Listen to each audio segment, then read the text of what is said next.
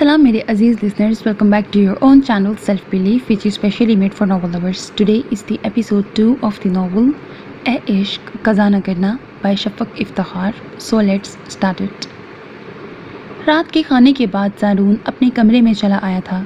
दिन वैसा ही था जैसा रोज़ होता था, लगा बंधा सा. सुबह यूनिवर्सिटी और उसके बाद ऑफिस और फिर रात को घर. वो और राहिम मिलकर अपनी कंस्ट्रक्शन फर्म स्टार्ट कर रहे थे, सो दोनों ही उसमें मसरूफ़ रहते थे. वो यूनिवर्सिटी के बाद सीधा वहीं जाता था और राहिम भी अपने ऑफिस के बाद वहीं आ जाता था. वो एक प्राइवेट फर्म में जॉब कर रहा था. दोनों थके हारे रात को ही घर आते थे. हाथ में थामा कॉफ़ी का कप उसने बेड साइड टेबल पर रखा और ख़ुद बेड पे बैठकर टांगें फैला ली थी. आज कुछ ज़्यादा ही थकन हो गई थी. उसने मग उठाकर गर्म कॉफ़ी का सिप लिया था, फिर पास रखा लैपटॉप खोल लिया. उसे कुछ ईमेल्स चेक करनी थी और कल के लेक्चर की तैयारी भी करनी थी. कल होने वाली तूफ़ानी बारिश के बाद से अब मौसम कदरे खनक सा महसूस हो रहा था और अभी भी खुली खिड़की से ठंडी हवा के झोंके आ रहे थे. उसने एक निगाह खुली खिड़की से नज़र आते चाँद पे डाली और फिर से अपने काम में मसरूफ़ हो गया. अब उसके लिए ये सब चीज़ें कुछ मायने नहीं रखती थी. उसकी ज़िंदगी मोहब्बत के नुक्ते पे रुक ज़रूर गई थी, मगर वो उन सब चीज़ों से बहुत आगे निकल आया था.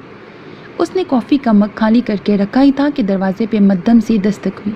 कौन है, आ जाएं प्लीज़. उसने एक निगाह सामने लगे वॉल क्लॉक पे डाली थी, जहाँ रात के तकरीबन 11 बजने वाले थे.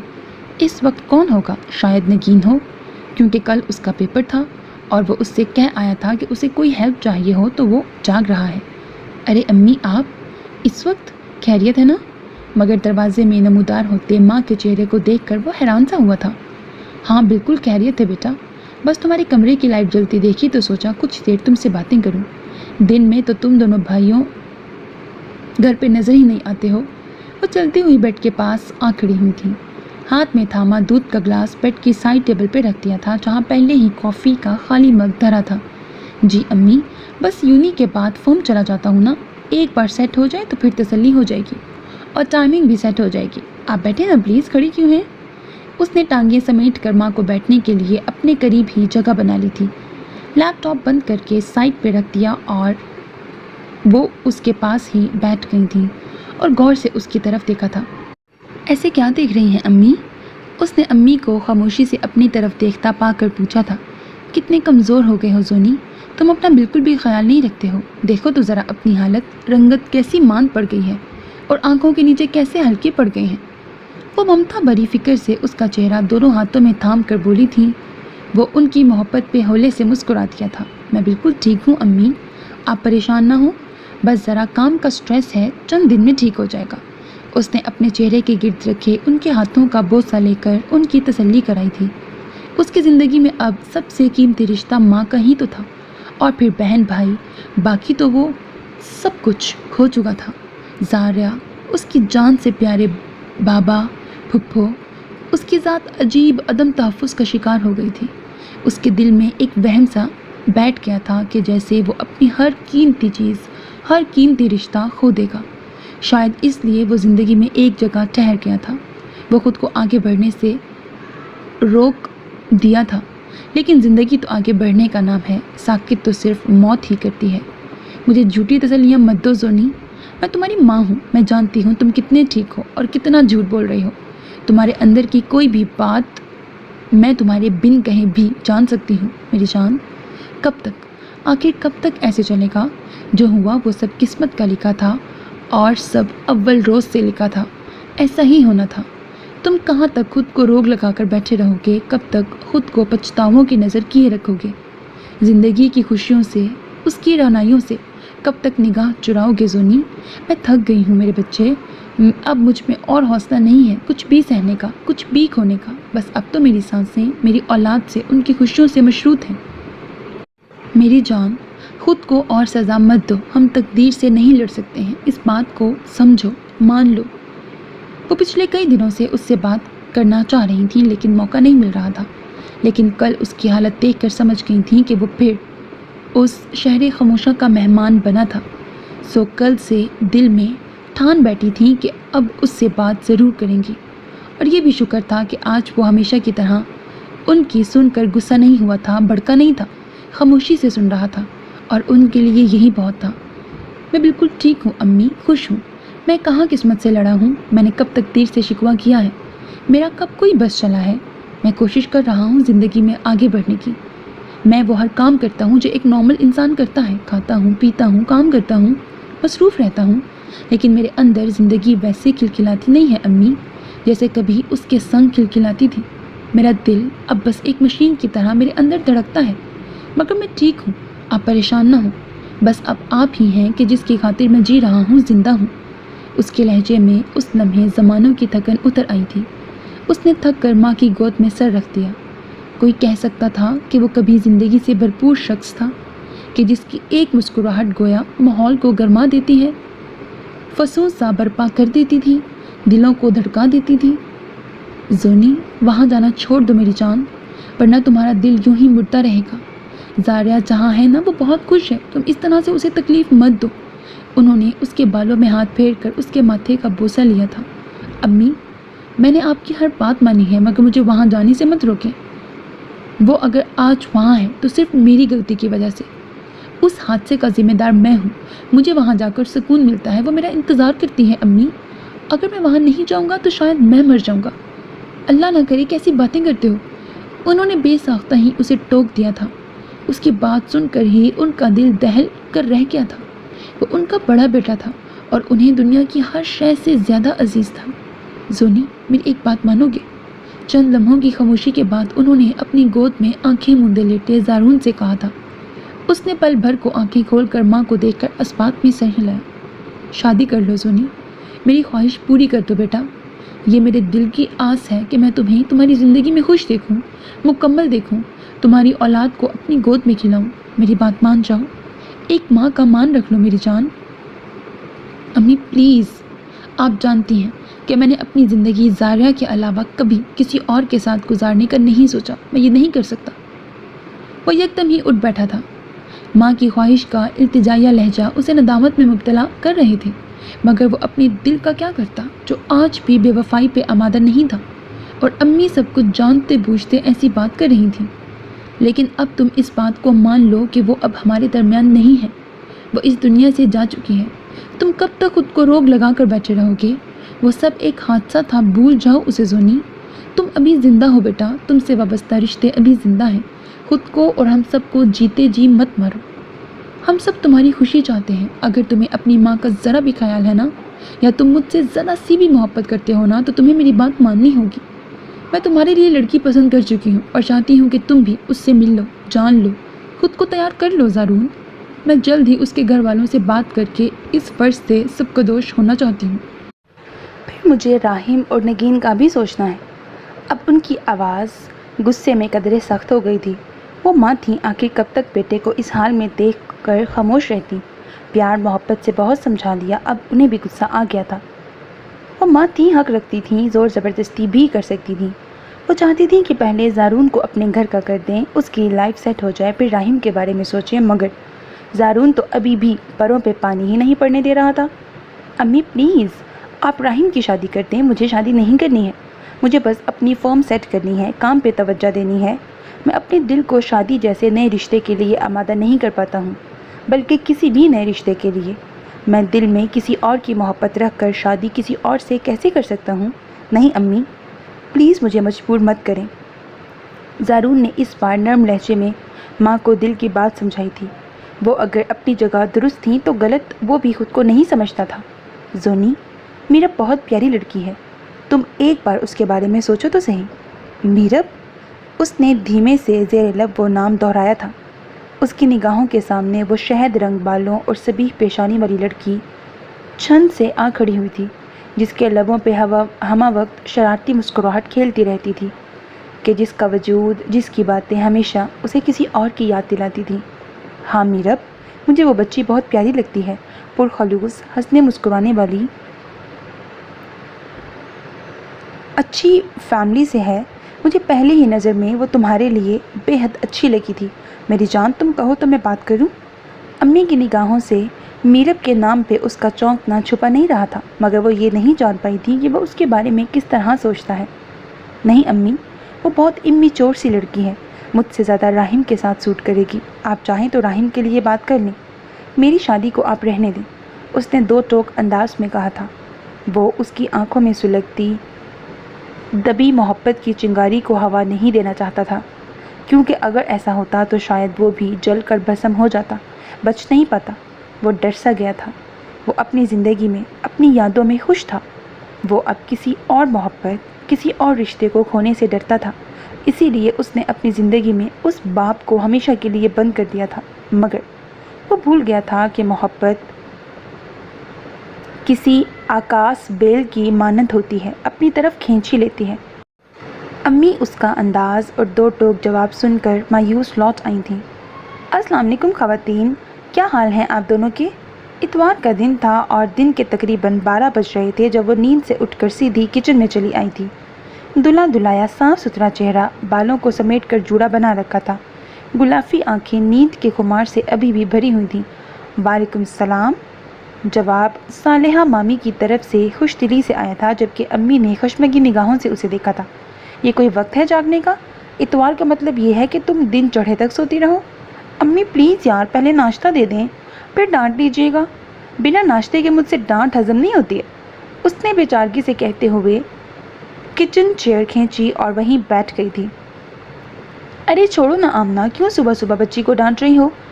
نگین اور راہیم بھی ابھی ہی اٹھے ہیں، اور زونی کو دیکھو، ابھی بھی سو رہا ہے. ایک اتوار کا دن ہی تو ہوتا ہے، بچوں کے آرام کا. پورا ہفتہ تو بیچارے مصروف ہی رہتے ہیں، پھر یہی تو دن ہے ان کے انجوائے کرنے کے. کرنے تو اتنا مت ڈانٹا کرو. صالحہ مامی نے ہمیشہ کی طرح بچوں کی طرفداری کی تھی. وہ اکثر بچوں کو بہت سپیس دیتی تھیں، ہاں مگر سختی بھی اتنی ہی کرتی تھیں. بے جا لاڈ پیار کی وہ بھی قائل نہیں تھیں، مگر بلا وجہ ڈانٹنا بھی انہیں پسند نہیں تھا. تھینک یو مامی، یو آر دا بیسٹ مامی آف دا ورلڈ. زاریا فوراً ہی اٹھ کر پیچھے سے مامی سے لپٹ گئی تھی اور ان کے گال پر پیار کر لیا تھا. انہوں نے بھی ہنستے ہوئے اسے پیار کیا تھا. وہ انہیں اپنی بیٹی کی طرح ہی عزیز تھی.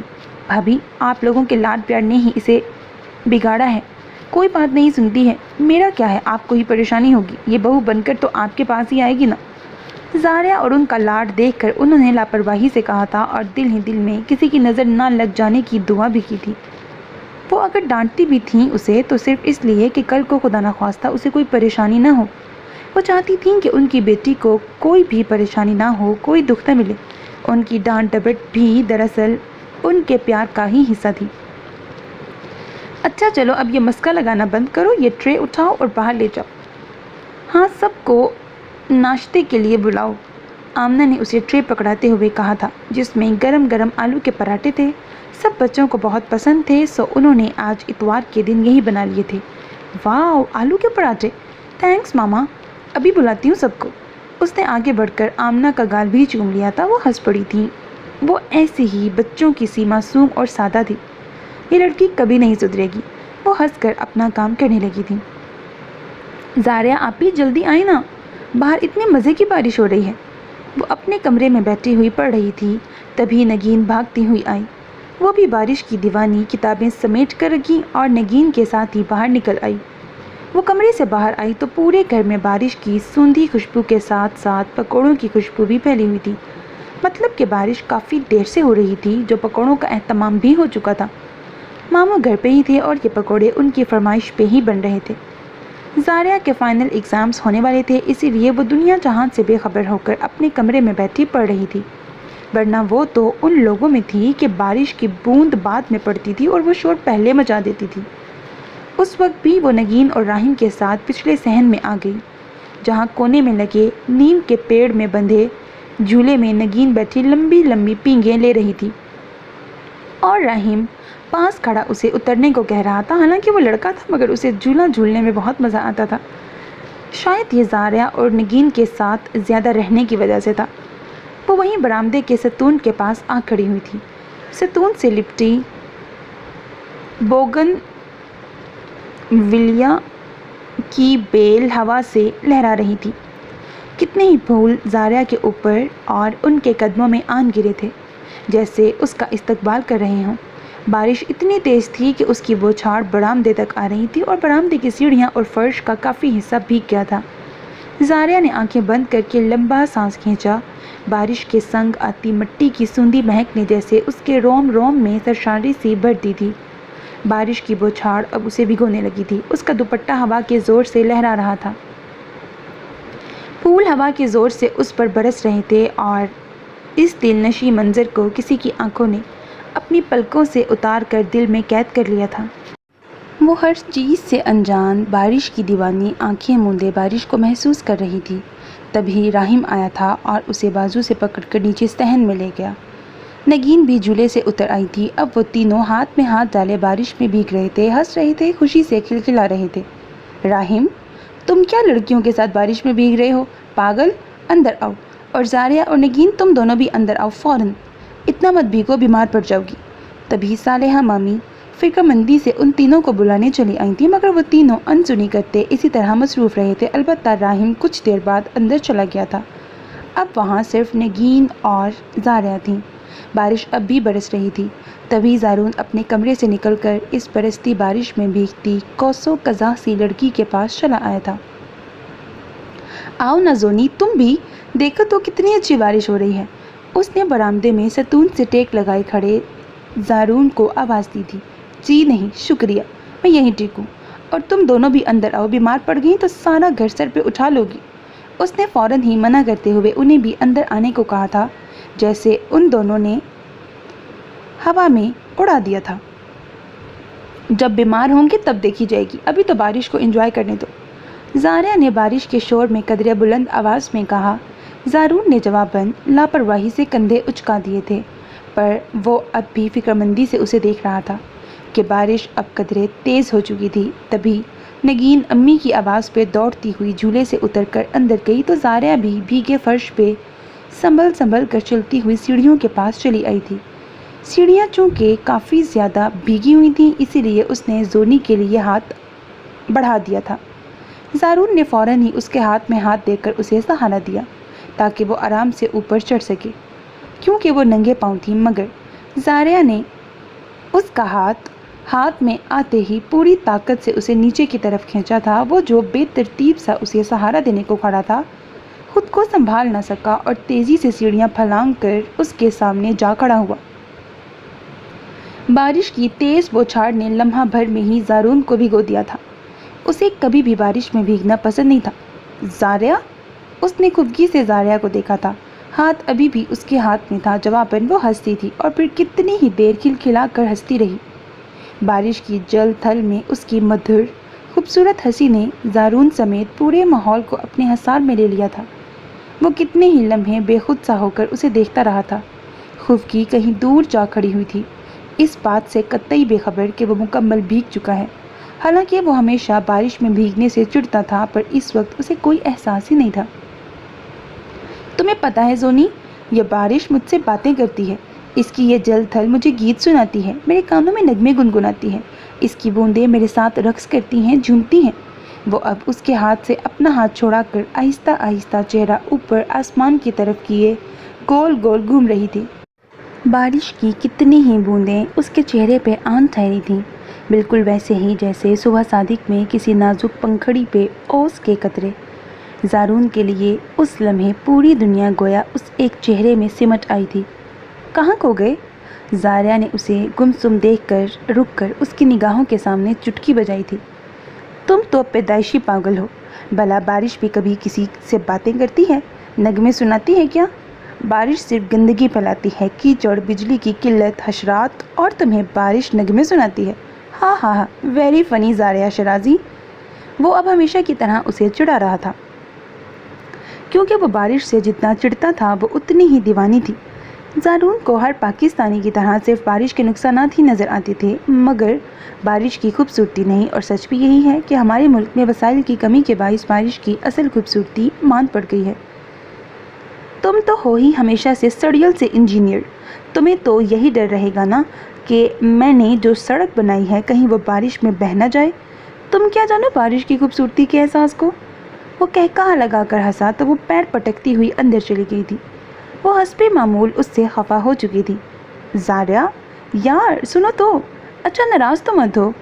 اب وہ سڑیل سا انجینئر بے چین ہو کر اسے پکارتا ہوا پیچھے پیچھے آ رہا تھا۔ एक शर्त पे मानूंगी, उसने कल से ज़ारून के चेहरे पे फैली बेचैनी भांप कर कहा था। ये बेहतरीन मौका था, वो ज़ारून से अपनी हर बात मनवा सकती थी। वो उसे नाराज़ नहीं देख सकता था और ये बात ज़ारिया अच्छी तरह जानती थी, इसीलिए हर बार इस बात का फ़ायदा भी उठाती थी। क्या शर्त? वो हस्बे तवक्को फ़ौरन ही बोला था। तुम्हें याद है कल मेरा बर्थडे है? ज़ारिया ने इधर उधर देखते हुए कहा। अगर जो अम्मी करीब होती तो डांट लाजमी थी। ये भी कोई भूलने वाली बात है भला? ऑफ कोर्स याद है यार, अब जल्दी बताओ, मुझे देर हो रही है। ज़ारून ने कलाई पे बंधी घड़ी पे निगाह डाल कर कहा था। जोनी वो लम्हा भर को रुक सी गई थी। ज़ारून ने सवालिया निगाहों से उसकी तरफ देखा था। ऐसा क्या था कि जिसके लिए ज़ारिया को तमहीद बांधनी पड़ रही थी, और वो भी ज़ारून के सामने? बोलो ना ज़ारिया, सब ठीक है ना? ज़ारून ने फिक्रमंदी से पूछा था। हाँ सब ठीक है। ज़ारिया ने फ़ौरन ही इस बात में सर हिलाया। जोनी, वो क्या हम कल कहीं बाहर डिनर पे जा सकते हैं? मतलब मैं और तुम। वो दरअसल ना, मेरी सब फ्रेंड्स अपने फियांसे के साथ डिनर और लंच पे जाती हैं, बस एक मैं ही कभी नहीं गई। वो सब इतने किस्से सुनाती हैं और मेरे पास तो कोई भी बात नहीं होती है सुनाने को, हालांकि मेरी मंगनी उन सब में पुरानी है। वो रूहानी सी शक्ल बनाए तेज़ तेज़ बोलती उस लम्हे ज़ारून के लबों पे मुस्कुराहट ले आई थी। वो थोड़ी पे बंद मुट्ठी जमाए खामोशी से उसे देख रहा था। प्लीज़, उसने उम्मीद भरी निगाहों से उसे देखा था। वो दोनों भी कभी भी इस तरह से बाहर नहीं गए थे, कभी ज़रूरत ही नहीं पड़ी थी, और फिर आमना पुप्पो भी इस बात को पसंद नहीं करती थी। बस इतनी सी बात थी। ज़ारून के पूछने पे ज़ारिया ने इस बात में सर हिलाया था। ठीक है, चले जाएंगे यार, मैं खुद ही पुप्पो से और बाबा से बात कर लूँगा। वो कहते साथ ही उठ खड़ा हुआ। उसे यूनी से देर हो रही थी। सच जोनी? वो भी उसके साथ ही खड़ी हुई थी। चेहरे पे बेसाख्ता ही खुशी दर आई थी। बिल्कुल सच। अब ये सड़ियल सा इंजीनियर अपनी जंगली बिल्ली की इतनी सी फरमाइश तो पूरी कर ही सकता है। आखिर को दोस्तों में नाक जो ऊंची करनी है। ज़ारून ने मुस्कुरा कर कहते हुए होले से उसकी नाक खींची थी। वो खुलकर हंस दी, और यही हंसी वो कल से देखना चाह रहा था। Thank you. वैसे तुम इतने भी सड़ियल नहीं हो ज़ारून हैदर। पीछे से ज़ारिया की खुशी से चहकती हुई आवाज़ सुनाई दी तो वो मुतमईन सा होकर बाहर निकल आया था। आज ज़ारिया का बर्थडे था और ज़ारून उसकी फरमाइश पे उसे बाहर डिनर के लिए लेकर जा रहा था। उसने बात की थी, इजाज़त मांगी थी और उन्होंने खुश दिली से इजाज़त दे दी थी, और साथ ही आमना पुप्पो से बात करने की जिम्मेदारी भी ले ली थी। ज़ारिया ने पहली बार कोई ऐसी फरमाइश की थी और ज़ारून उसकी कभी कोई मामूली ख्वाहिश नहीं टालता था, तो ये बात कैसे रद्द करता। उस शाम सालेहा मामी ने उसके लिए केक बेक किया था। उसने सबके साथ मिलकर वो काटा था। फिर उसे सबकी तरफ से ढेरों दुआएं के साथ साथ अच्छे अच्छे गिफ्ट्स भी मिले थे। फिर वो तैयार होने अपने रूम में आ गई थी, क्योंकि उसे ज़ारून के साथ डिनर पे जाना था, और ऐसा मौका पहली बार आया था कि वो दोनों इस तरह से अकेले डिनर के लिए जा रहे थे। फैमिली के साथ तो सब मिलकर अक्सर ही जाते रहते थे, इसलिए ज़ारिया थोड़ी नर्वस भी थी। उसने उस डिनर के लिए सफ़ेद लिबास का इंतखाब किया था। सफ़ेद चूड़ीदार पजामा, सफ़ेद घेर वाला अंगरखा जिस पे लगी डोरी में सतरंगे मोती चमक रहे थे, और कहीं कहीं एक आध घुंघरू भी लटक रहा था जो उसकी एक जुम्बिश पे खनक कर शोर मचाता था। आस्तीन फुल थी, सो कलाइयों में कुछ नहीं पहना था। सीधे हाथ की तीसरी उंगली में मंगनी की अंगूठी जगमगा रही थी। ये उसने आज सुबह ही निकाल कर पहनी थी, वरना हर वक्त पहनने नहीं रखती थी।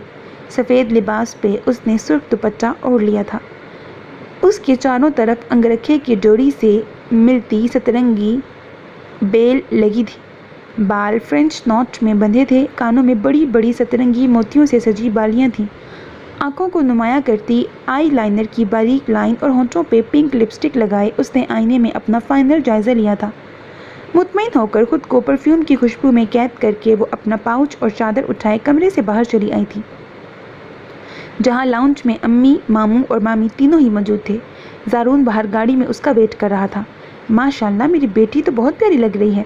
मामी ने आयतल कुर्सी पढ़कर उस पर दम किया और पेशानी चूम कर उसे दुआ दी थी। ज़ारिया बेटे, तुम दोनों ध्यान से जाना और जल्दी आ जाना। अम्मी उसके साथ दरवाजे तक चली आई थीं। जाने उनका दिल क्यों इतना परेशान हो रहा था। हालांकि वो कहीं दूर तो नहीं जा रही थी। पर वो जवान बेटी की माँ थीं, दिल में हजार वसवसे आते थे। अम्मी आप बिल्कुल फिक्र ही ना करें, हम जल्दी आ जाएंगे। जारिया ने शॉल को अच्छी तरह अपने इर्द गिर्द लपेटते हुए उन्हें तसल्ली दी थी।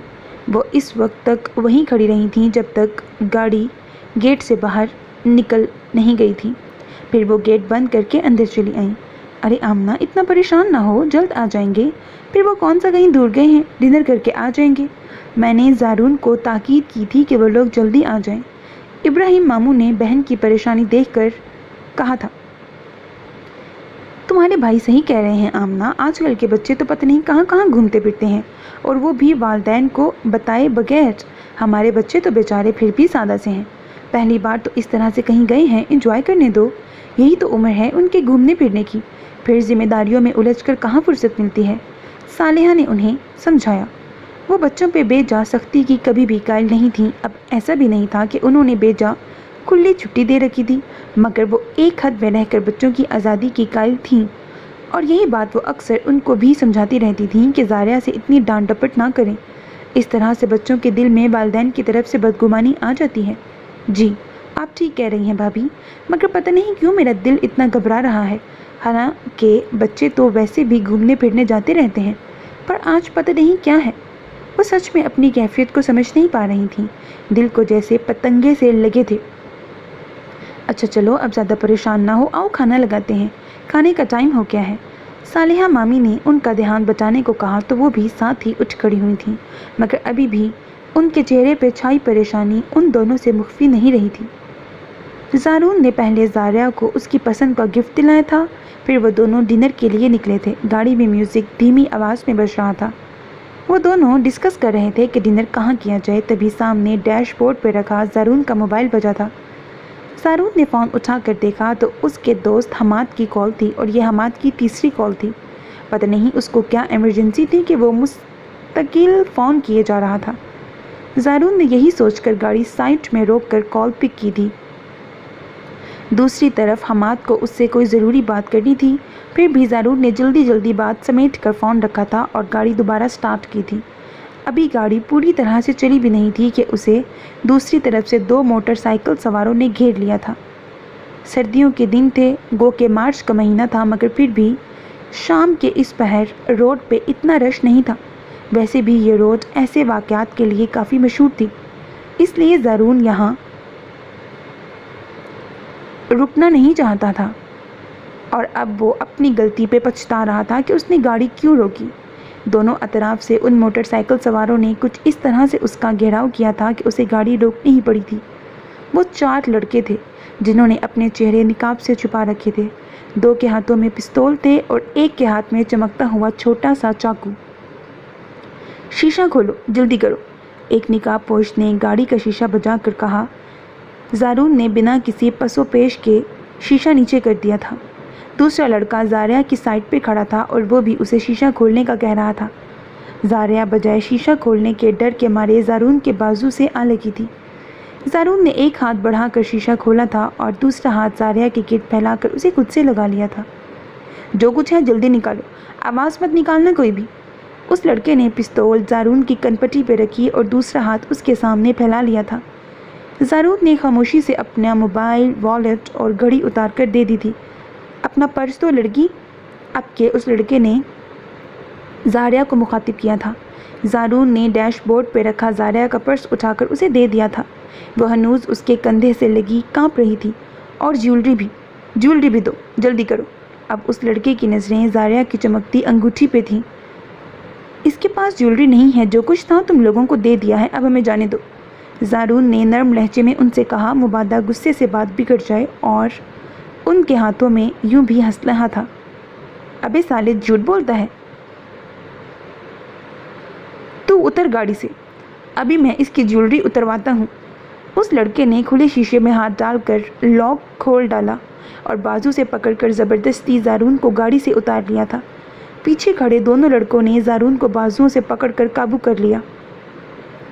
देखो मैं कह रहा हूँ, इसे हाथ मत लगाना, जो कुछ था तुम्हें दे दिया है, इसे हाथ लगाया तो अच्छा नहीं होगा। वो बेकाबू होकर ज़ोर से चिल्लाया था और ख़ुद को छुड़ाने की भरपूर कोशिश की थी। गुस्से और बेबसी के मारे उसकी बुरी हालत थी। हाँ لگاؤں ہاتھ؟ بول کیا کرے گا تو؟ دیکھ ہم 4 ہیں اور تو 1، اگر ابھی تیرے سامنے۔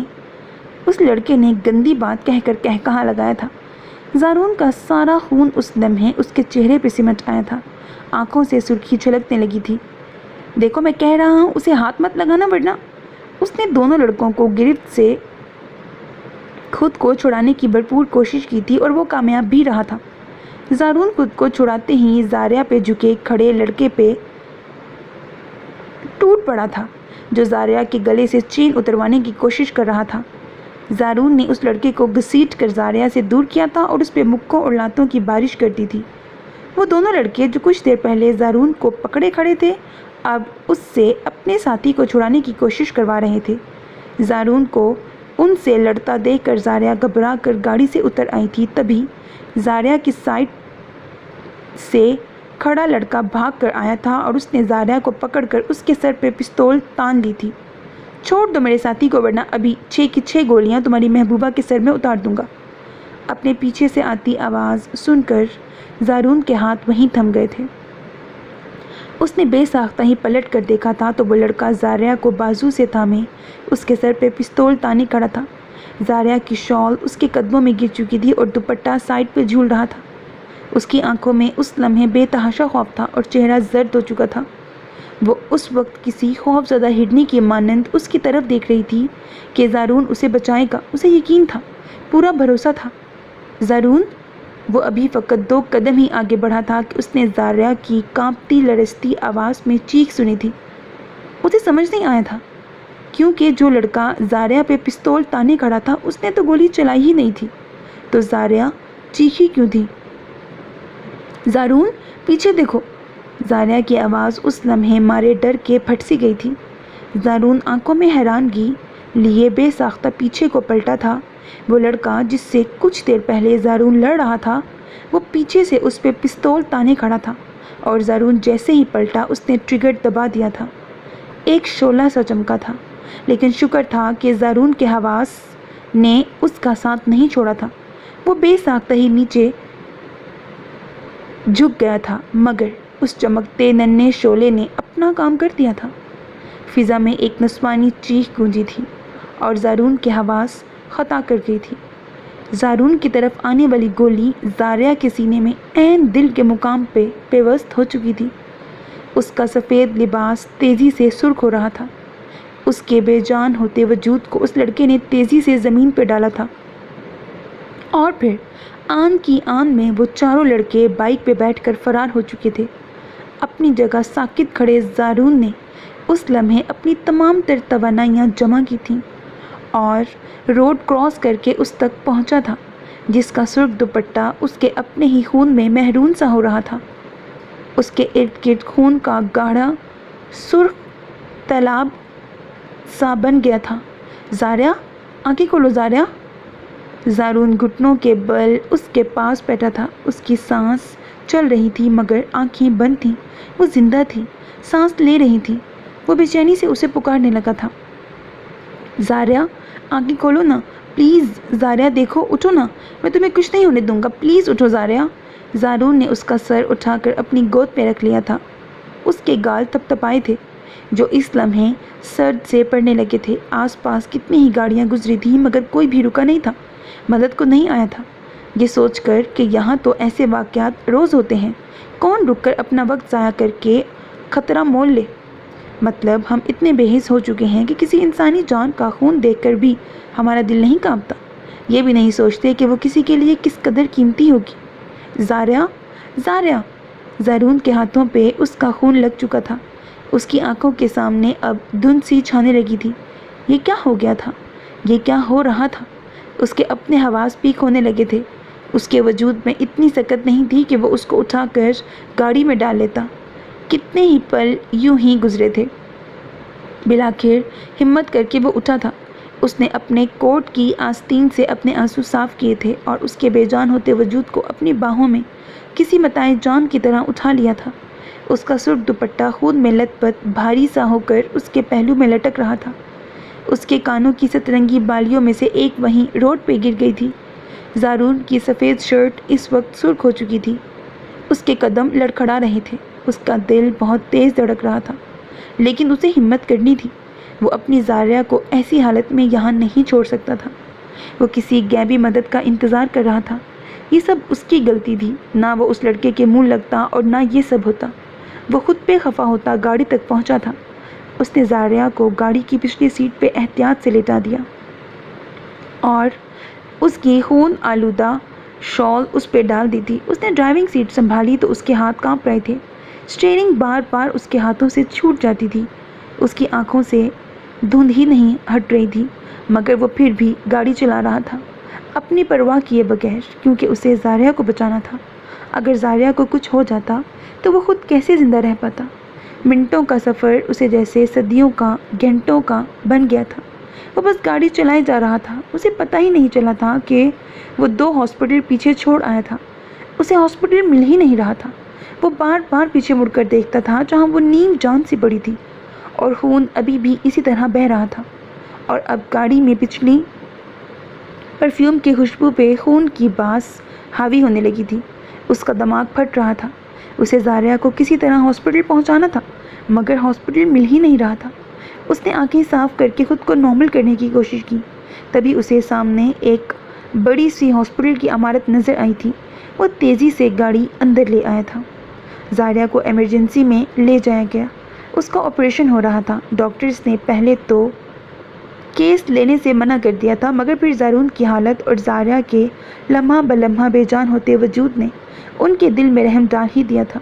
وہ آپریشن کرنے کو تیار ہو گئے تھے۔ زارون وہیں ایک کونے میں دیوار سے ٹیک لگائے کھڑا تھا۔ نگاہیں آپریشن تھیٹر کے دروازے پہ لگے سرخ بلب پہ تھیں۔ اس لمحے اس کے وجود، اس کے دل، اس کے لبوں، حتیٰ کہ اس کے روم روم سے یہی دعا نکل رہی تھی کہ کسی طرح زاریہ ٹھیک ہو جائے، اسے کچھ نہ ہو۔ اس کا زرد چہرہ اور خون میں لت پت وجود نگاہوں سے ہٹتا ہی نہ تھا۔ یہ سب میری غلطی ہے، مجھے اس کی بات ماننی ہی نہیں چاہیے تھی، سب میرا قصور ہے۔ نہ وہ کال سننے کو گاڑی روکتا، نہ وہ لوگ ہمارے پیچھے آتے، اور پھر اس لڑکے سے الجھنا، سب میری غلطی ہے۔ وہ بے بسی سے ہونٹ کاٹ رہا تھا۔ تمام مناظر نگاہوں کے سامنے کسی فلم کی مانند چل رہے تھے۔ زاریہ کی تکلیف کا سوچ کر ہی اسے کچھ ہو رہا تھا۔ وہ جو ایک انجیکشن لگوانے سے ڈرتی تھی، اس وقت کتنی تکلیف میں آپریشن تھیٹر میں تھی۔ یا اللہ، میں کیا کروں؟ اس نے بے بسی کے مارے دیوار پہ مکہ مارا۔ آپ اس لڑکی کے ساتھ ہیں جسے گولی لگی ہے؟ تبھی اسے اپنے پیچھے کسی کی آواز سنائی دی۔ وہ آنکھوں کو آستین سے صاف کرتا پیچھے کو مڑا۔ آپ پلیز بیٹھ جائیں، حوصلہ کریں، آپ تو خود بھی زخمی ہیں، آئے میں آپ کی ڈریسنگ کر دیتی ہوں۔ اس کے اسبات میں سر ہلانے پر نرس نے اس کی حالت دیکھ کر کہا تھا۔ واقعی اتنی دیر سے اسے احساس ہی نہیں ہوا تھا کہ وہ خود کس حالت میں ہے۔ اس کی دائیں ابرو سے خون کی ایک باریک لکیر نکل کر اس کی گردن تک چلی گئی تھی، اور بائیں جبڑے پہ نیل کا واضح نشان تھا۔ اس کے ہاتھوں پہ خراشیں تھیں اور کپڑے بھی خون آلودہ تھے۔ نہیں، میں ٹھیک ہوں، آپ پلیز اندر جا کر اسے دیکھیں۔ اسے اس لمحے صرف زاریہ کی پرواہ تھی اور کسی چیز کا ہوش نہیں تھا۔ اندر آپریشن ہو رہا ہے، انشاءاللہ وہ ٹھیک ہو جائیں گی، آپ میرے ساتھ آئیے، آپ کو بھی ٹریٹمنٹ کی ضرورت ہے۔ نرس نے پھر سے اسے سمجھانا چاہا تھا۔ اسے اس لڑکے سے ہمدردی ہو رہی تھی۔ وہ کس قدر لٹا پٹا سا کھڑا تھا، جیسے سب گنوا آیا ہو، اور کچھ اس کی ڈیوٹی کا بھی تقاضا تھا۔ میں نے کہا نا میں ٹھیک ہوں، مجھے کچھ نہیں کروانا ہے، آپ جا کر زاریہ کو ٹھیک کر دیں، پلیز مجھے اکیلا چھوڑ دیں۔ غصے اور بے بسی سے اس کے لہجے میں درشتگی در آئی تھی۔ عجیب آدمی ہیں آپ، ٹھیک ہے کچھ مت کروائیں، مگر بیٹھ جائیں، اپنی فیملی میں سے کسی کو بلوائیں، کیونکہ آپ کی اپنی حالت بہت خراب ہے۔ نرس نے مزید اس سے بحث کرنا مناسب نہیں سمجھا اور مشورہ دے کر وہاں سے چلی گئی۔ ہوتا ہے اکثر ایسا، مریضوں کے ساتھ آنے والے اکثر ہی سٹریس میں آ کر ایسا بیہیو کر جاتے ہیں۔ فیملی، گھر، تبھی اس کے ذہن میں جھماکا سا ہوا تھا۔ اسے گھر انفارم کرنا چاہیے تھا۔ وہ سب سے کیا کہے گا؟ وہ آمنہ پھپھو کا سامنا کیسے کرے گا؟ وہ ان کی بیٹی کی حفاظت نہیں کر سکا تھا، اور اس کی سالگرہ والے دن اسے موت کی دہلیز تک لے آیا تھا۔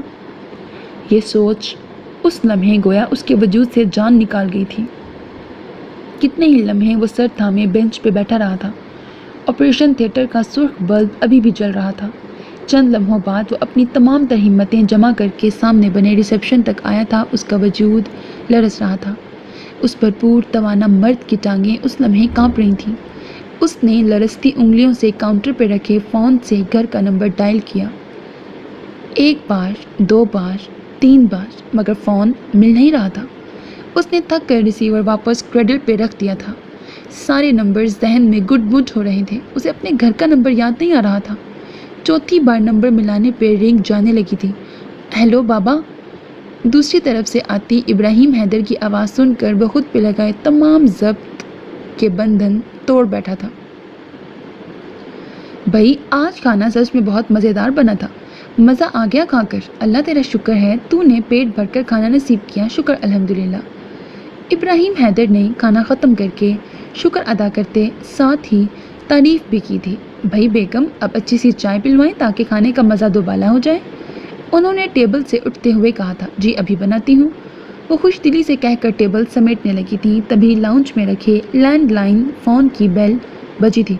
या अल्लाह खैर। जाने क्यों आमना का दिल फ़ोन की बेल सुनकर लरसा था। पता नहीं क्या बात थी, उनका दिल बेहद बेचैन हो रहा था, जैसे कुछ होने वाला हो, कोई बुरी खबर। उनसे तो ठीक से खाना भी नहीं खाया गया था, बस भाई भाभी का साथ देने को बैठ गई थी। राहिम और नगीन खाना खाकर अपने अपने कमरों में जा चुके थे। जोनी, क्या बात है बेटा, क्या हुआ है, तुम रो क्यों रहे हो? दूसरी तरफ से आती ज़ारून की आवाज़ सुनकर वो परेशानी से बोले थे। वो बमुश्किल बोल पा रहा था, उसकी आवाज़ लरस रही थी। क्या हुआ है भाई साहब, सब खैर तो है ना? आमना तेज़ी से उठकर उनके पास चली आई थी। सालेहा भी पास आ खड़ी हुई थी। उन्होंने दोनों को इशारे से चुप रहने को कहा। ज़ारून, तुम कहाँ हो बेटा? ज़ारिया कहाँ है? तुम दोनों ठीक हो ना? सब खैरियत है ना? बाबा, कुछ भी ठीक नहीं है, आप बस जल्दी से आ जाएं, मैं बहुत अकेला हूँ, मुझे बहुत डर लग रहा है। ज़ारून की आवाज़ उस लम्हे खौफ से लरस रही थी। अच्छा, तुम्हारे नज़दीक कोई है? उसे फ़ोन दो। बाबा के कहने पे उसने सामने खड़ी स्टाफ नर्स को फ़ोन थमा दिया था। वो काफ़ी देर से वहाँ खड़ी ज़ारून की हालत देख रही थी। उसने रिसीवर थाम कर सारी तफसील इब्राहिम साहब को बता दी थी, जिसे सुनकर उनके पैरों तले से ज़मीन ही निकल गई थी और साथ ही उन्हें जल्द यहाँ पहुँचने की ताकीद भी की थी। हम आ रहे हैं जोनी, तुम घबराओ मत, हौसला रखो मेरे बच्चे, मैं बस अभी आ रहा हूँ। बात ऐसी थी कि उनका अपना दिल उस लम्हे काबू में नहीं रहा था, मगर उस वक्त खुद को संभालना बेहद ज़रूरी था, वरना बाकी सबको कौन संभालता। आमना, तुम मेरे साथ आओ, और सालेहा आप बच्चों के पास रहें। उन्होंने बहुत हौसले से दोनों को सारी बात बताई थी, जिसे सुनकर आमना तो हवास छोड़ बैठी थी और करीबी सोफे पे ढह गई थी। तो उनके दिल की परेशानी बेजा नहीं थी। आमना, संभालो खुद को, ज़ारिया को इस वक्त तुम्हारी ज़रूरत है, इंशाअल्लाह सब ठीक हो जाएगा, उठो, हौसला करो। जब तक वो टैक्सी लेकर आए तब तक सालेहा आमना को तसल्ली देती रही थी। हालांकि खुद बच्चों का सोचकर वो अज़हद परेशान थी। दिल उड़कर ज़ारून के पास पहुंचने को कर रहा था, मगर मजबूर थी कि इतनी रात गए राहिम और नगीन को किसके पास छोड़ती। इब्राहिम हैदर आमना को लेकर हॉस्पिटल पहुंचे तो सामने ही लुटा पिटा ज़ारून ऑपरेशन थिएटर के बाहर दीवार से टेक लगाए मुस्तरिब सा खड़ा था। उसकी दाएं अबरू से खून निकलकर उसकी गर्दन पर जाकर सूख गया था और बाएं जबड़े पे नील का निशान अब दूर से ही वाज़िया नज़र आ रहा था। उसकी हालत बहुत ख़राब थी। इब्राहिम हैदर को उसे इस हालत में देखकर कुछ होने लगा था। उनके दिल को तकलीफ़ हो रही थी उसे यूं देखकर। वो अकेला तन्हा कितना कुछ सह आया था, और वो भी उसके लिए जिसे वो दुनिया में सबसे ज़्यादा चाहता था। उसको इतनी तकलीफ़ में देखना कैसा था, ये इस वक्त कोई भी ज़ारून की हालत देखकर अंदाज़ा लगा सकता था। जोनी, उन्होंने चंद कदम दूर से ही उसे पुकारा था। बाबा। बाबा को सामने देखकर उसमें जैसे किसी ने नई रूह फूंक दी थी। वो बेसाख्ता ही आकर उनसे लिपट गया था। बाबा, ज़ारिया वो बहुत तकलीफ़ में है बाबा, ये सब मेरी गलती है, ये सब मेरी वजह से हुआ है।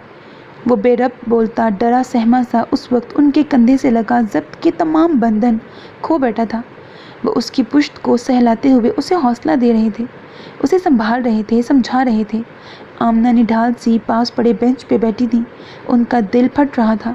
पूरा रास्ता वो रोती हुई बेटी की सलामती की दुआएं मांगती आई थी। शौहर को तो वो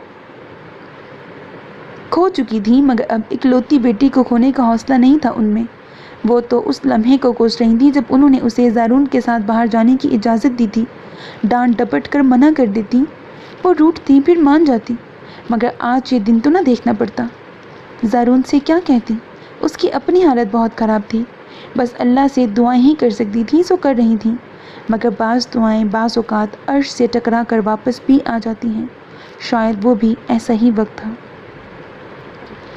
3 گھنٹے کے جان لیوا انتظار کے بعد آپریشن تھیٹر کا دروازہ کھلا تھا اور ڈاکٹر باہر آئے تھے، مگر ان کے چہرے پہ کوئی ایسے خوش کن تاثرات نہیں تھے۔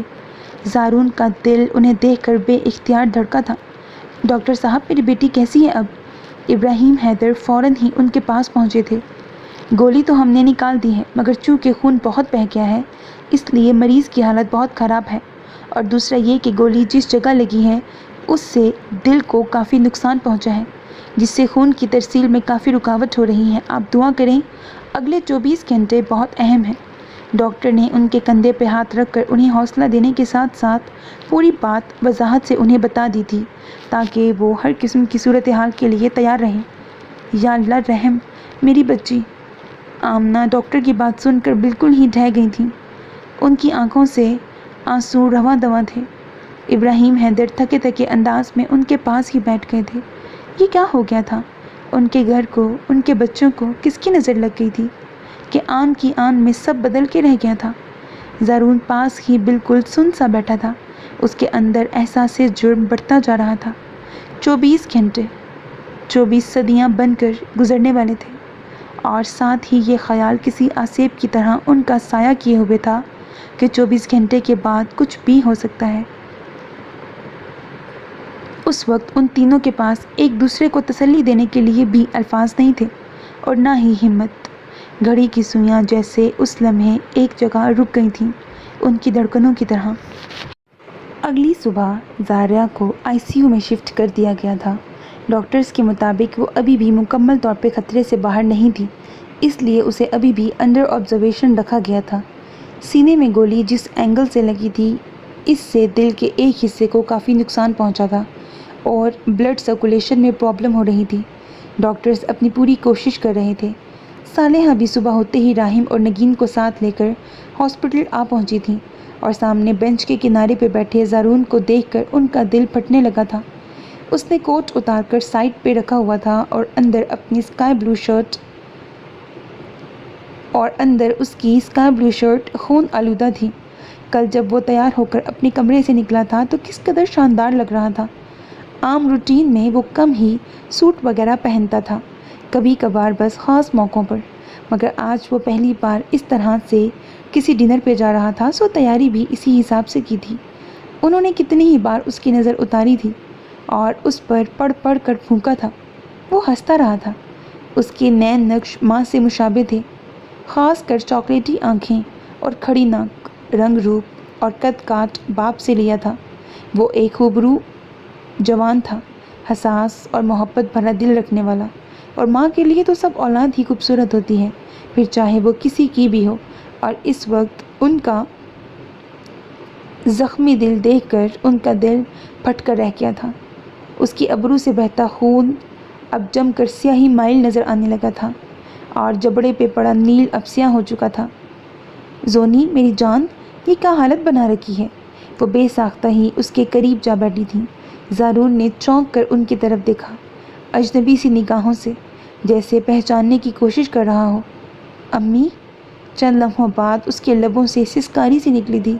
ماں کو سامنے دیکھ کر اس کی آنکھیں بڑھ آئی تھیں۔ امی؟ امی وہ کل رات، وہ سمجھا وہ بے خبر ہے۔ وہ سوکھے گلے سے بے ربط سے بولا تھا۔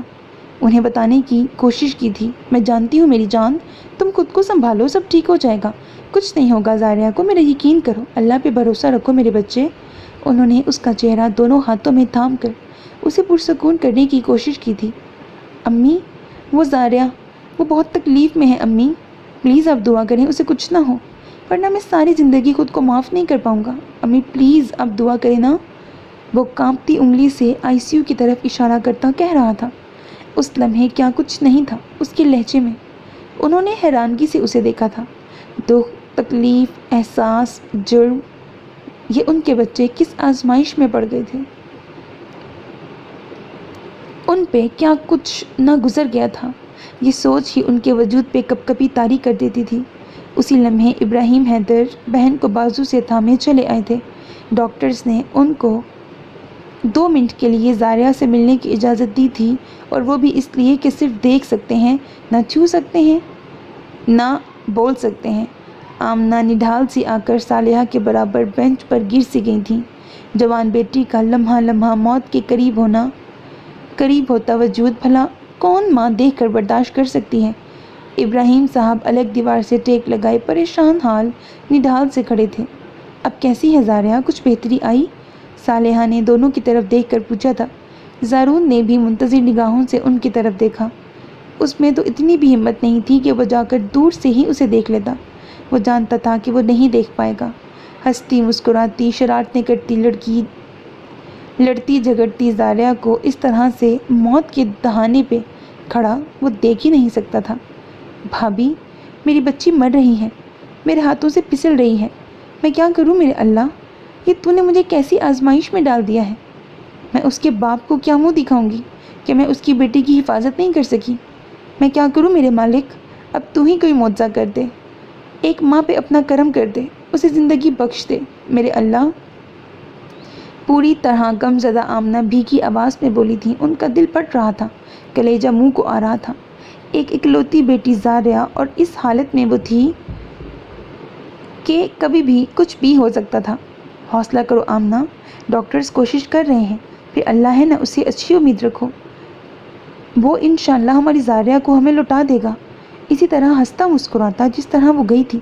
بس تم دعا کرو، حوصلہ رکھو، اس طرح سے تم خود کو بیمار کر لو گی۔ صالحہ اب زارون کو چھوڑ کر آمنہ کو ساتھ لگائے بیٹھی تھی۔ انہوں نے ہمیشہ آمنہ کو بہن کی طرح سمجھا تھا، وہ نند کم سہیلی زیادہ تھی۔ بھابھی، میں کیسے حوصلہ کروں؟ میری بچی اتنی تکلیف میں ہے، اس پہ کیا کچھ نہ گزر گیا۔ اس لیے تو میرا دل اتنا گھبرا رہا تھا۔ میں نے کہا تھا نا آپ سے کہ اس طرح بچوں کو اکیلا نہ جانے دیں، مگر کسی نے میری نہیں سنی۔ حالات اتنے خراب ہیں، اب میں کیا کروں؟ کس سے جا کے فریاد کروں؟ یا اللہ، تو ہی سننے والا ہے، مدد کرنے والا ہے۔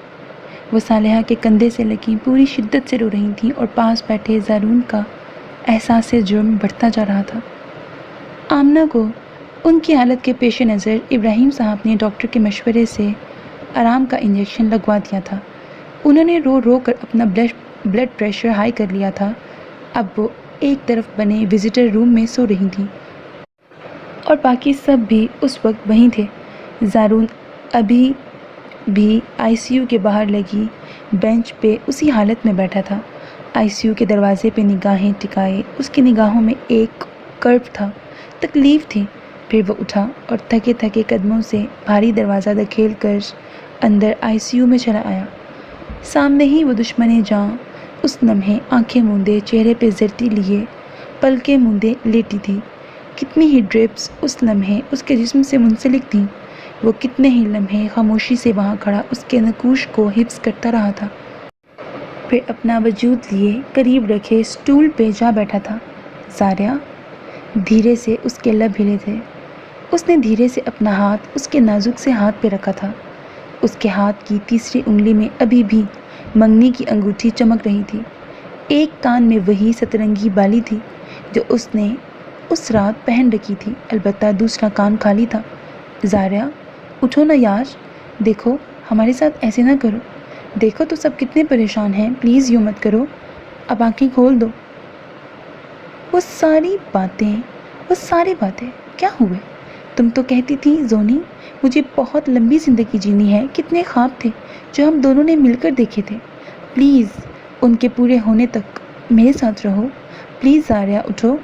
دیکھو تم تو کہتی تھی کہ زونی میں ایسے ہی ہمیشہ تمہارے کان کھاتی رہوں گی، ایسے ہی لڑتی رہوں گی، اب دیکھو کل سے تمہاری آواز سننے کو ترس گئے ہیں ہم، امی، بابا، پھپھو، راہم، نگین سب بہت پریشان ہیں، ہم نہیں رہ سکتے یار تمہارے بنا، پلیز ایسے مت کرو۔ اور میں کیا کروں گا تمہارے بنا؟ میں تو ایک قدم نہیں چل پاؤں گا، میں کس سے باتیں کروں گا، کس سے اپنے دل کی باتیں کروں گا؟ زاریہ اٹھو نا۔ زارون کو اپنے حلق میں نمکین گولا سا محسوس ہوا تھا۔ اس کی آنکھوں کے سامنے پھر سے دھند چھانے لگی تھی۔ اسی لمحے اسے لگا کہ اس کے ہاتھ کے نیچے دبے زاریہ کے ہاتھ میں حرکت ہوئی ہے، اور لمبی پلکیں بھی لرز رہی تھیں۔ زاریہ، اس نے بے قراری سے پکارا تھا۔ وہ سٹول سے اٹھ کھڑا ہوا تھا۔ زارون کو لگا اس وقت اس کی سانسیں قدرے تیز چلنے لگی تھیں۔ وہ اس کا ہاتھ چھوڑ کر فوراً باہر کو بھاگا تھا، اور جب ڈاکٹرز کو لے کر واپس اندر آیا تو زاریہ کی سانس بے حد تیز چل رہی تھی اور اس کے وجود کو جھٹکے سے لگ رہے تھے۔ آپ پلیز باہر جائیں۔ نرس نے اسے باہر نکال دیا تھا۔ اس کا دل قطعی نہیں چاہ رہا تھا کہ وہ یہاں سے باہر جائے۔ اس نے کتنے ہی بار مڑ کر دیکھا تھا۔ زارون کا دل اس لمحے بے حد تیز دھڑک رہا تھا۔ اس کا وجود ٹھنڈا پڑنے لگا تھا۔ وہ وہیں باہر دیوار سے ٹیک لگا کر کھڑا ہو گیا تھا۔ اس وقت بابا اور امی بھی پاس ہی کھڑے تھے۔ وہ اس کی آواز سن کر وہاں آئے تھے۔ ہاں پھپھو ابھی بھی دوا کے زیر اثر سو رہی تھیں۔ تقریباً 10 منٹ بعد ICU کا دروازہ دوبارہ کھلا اور ڈاکٹر باہر آئے تھے۔ ڈاکٹر کا چہرہ دیکھ کر ہی جانے کیوں ابراہیم صاحب کے دل کو دھکا سا لگا تھا۔ ڈاکٹر کیا ہوا ہے؟ اب میری بیٹی کیسی ہے؟ انہوں نے بمشکل خود پہ قابو پا کر پوچھا تھا۔ I am sorry, she is no more۔ Doctor نے ان کے کندھے پہ ہاتھ رکھ کر کہا اور آگے بڑھ گئے۔ سالیہ نے بے اختیار منہ پہ ہاتھ رکھ کر اپنی چیخ کا گلا گھونٹا تھا۔ ابراہیم صاحب اگر دیوار کو تھام نہ لیتے تو تقریباً گر جاتے۔ اور زارون؟ وہ بس پتھرائی نگاہوں سے اس سمت دیکھ رہا تھا جس طرف ڈاکٹر گیا تھا۔ اس کی آنکھوں میں اس لمحے بے یقینی تھی۔ اس کا وجود اس وقت پتھر ہو گیا تھا، سرد بے جان پتھر۔ یہ سامان رکھ لیں آپ۔ اندر سے نکل کر آئی نرس نے بے جان کھڑے زارون کی طرف ایک چھوٹا سا پیکٹ، پلاسٹک کا پیکٹ بڑھایا تھا۔ وہ کتنی ہی دیر خاموشی سے نرس کی طرف دیکھتا رہا تھا۔ اس نے وہ پیکٹ لینے کو ہاتھ نہیں بڑھایا تھا۔ نرس ہنوز وہ پیکٹ اس کی طرف بڑھائے کھڑی تھی، اس وقت تک جب تک اس نے کپکپاتے ہاتھوں سے وہ پیکٹ تھام نہیں لیا تھا جس میں ایک سترنگی بالی، زاریہ کی منگنی کی انگوٹھی اور اس کے گلے میں پہنی جانے والی چین تھی۔ یہ چین پھپھو کی تھی اور انہوں نے اس کے میٹرک میں پوزیشن لینے پہ اس کے گلے میں پہنائی تھی۔ وہ گولڈ کی باریک سی چین تھی اور اس میں ایک چھوٹا سا پرل جڑا تھا۔ وہ ہمہ وقت زاریہ پہنی رہتی تھی۔ وہ اسے بہت پسند تھی، جو اب اس پیکٹ میں جگمگا رہی تھی۔ اس میں جڑے پرل کا رنگ سرخی مائل سا ہو گیا تھا۔ زارون کو اپنے ہاتھ پسینے میں تر ہوتے محسوس ہوئے۔ اس کے دل کی دھڑکن اس لمحے تھم سی گئی تھی۔ اس کے وجود سے جان نکلنے لگی تھی۔ وہ اس پیکٹ کو دونوں ہاتھوں میں تھامے دیوار سے ٹکراتا زمین پہ بیٹھتا چلا گیا۔ زاریہ کے انتقال نے اس گھر کے مکینوں کے دلوں کے ساتھ ساتھ اس گھر کو بھی اجاڑ دیا تھا، ویران کر دیا تھا۔ آج پورا 1 ہفتہ گزر گیا تھا مگر یوں لگتا تھا جیسے آج ہی مری ہو۔ وہ جوان حادثاتی موت پہ سبھی شوق میں تھے۔ آمنہ پھپھو تو تب سے لے کر غشی میں تھیں۔ ہاسپٹل میں جب وہ سو کر اٹھیں تو ان کی دنیا اجڑ چکی تھی۔ وہ بار بار بے ہوش ہو جاتی تھیں۔ ابراہیم ماموں الگ خود کو بہن کے سامنے مجرم سمجھ رہے تھے۔ وہ بھانجی کی حفاظت نہیں کر سکے تھے۔ وہ ہمیشہ ہی پوری فیملی کو خود ساتھ لے کر باہر جاتے تھے اور اس دن پہلی بار ان دونوں نے اس طرح باہر جانے کی فرمائش کی اور یہ حادثہ ہو گیا۔ راہیم اور نگین سہمے سہمے سے پھرتے تھے اور صالحہ سب کو سنبھال سنبھال کر ہلکان ہو گئی تھیں۔ اور زارون، وہ تو اپنے کمرے سے نکلا ہی نہیں تھا۔ پورے 1 ہفتے سے اس نے خود کو کمرے میں بند رکھا تھا۔ اس نے پلک تک نہیں جھپکی تھی۔ اسے ابھی تک سمجھ نہیں آ رہا تھا کہ ان کے ساتھ ہوا کیا تھا۔ ایسے اس طرح سے اچانک یہ سب کیسے ہو گیا تھا؟ وہ اس کی سالگرہ کا دن تھا اور اگلا دن اس کی موت کا بن گیا تھا۔ اس کی نگاہوں سے وہ مناظر ہٹتے ہی نہیں تھے۔ وہ سجی سنوری زاریہ، پھر خون میں نہائی زاریہ، اور پھر اس کا مردہ زرد چہرہ، سفید پڑتے ہونٹ۔ وہ آنکھیں بند کرتا تھا تو جیسے کوئی فلم سی اس کی آنکھوں کے سامنے چل جاتی تھی۔ وہ بے چین ہو کر آنکھیں کھول دیتا تھا۔ جیسے جیسے دن گزرتے جا رہے تھے اس کا احساس جرم بڑھتا جا رہا تھا۔ وہ تو ڈاکو تھے، لوٹنے آئے تھے، ان کا تو کام ہی یہی تھا۔